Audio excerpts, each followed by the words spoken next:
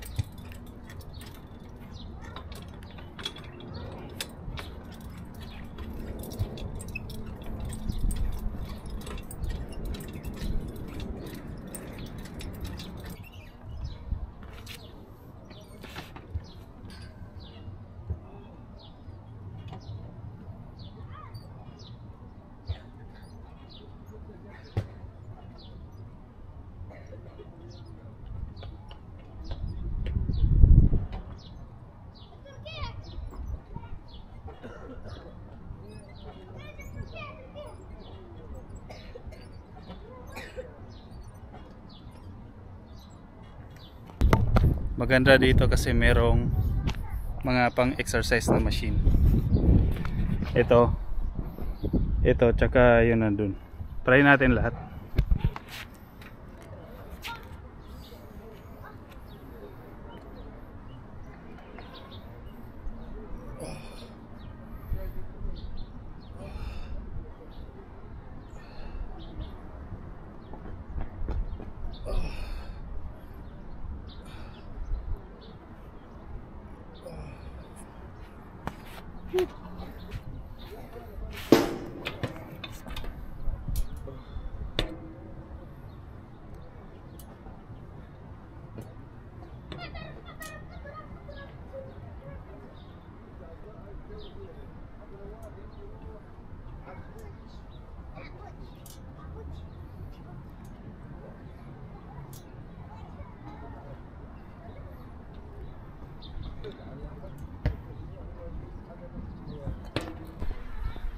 Ito yung grounds ng park. Sobrang ganda. Tahimik, tas malinis. Tapos ang maganda, merong CR dyan, lalaki tsaka babae. Tapos merong palaruan ng mga bata doon. Ang lalaki ng puno ng dates nila, oh. Iba yung style, sobrang lilim, oh. Tsaka yun, malalaki yung mga dates nila, ibang klaseng dates to. Ito pala yung basketball court na sa baba. Meron siyang hagdanan. Yan, oh, may hagdanan, di ba? Nasa baba yung court. Yan, sobrang ganda, malinis. Tingnan nyo yung court nasa labas, nasa baba. Yan, oh, nasa baba yung court. Nandito tayo nag-exercise, tapos nandun yung court, oh. Nasa baba siya, diba? Tapos maganda dito, malinis. Malinis yung lugar nila. Sobrang lilim ng puno, lulusog ng puno nila.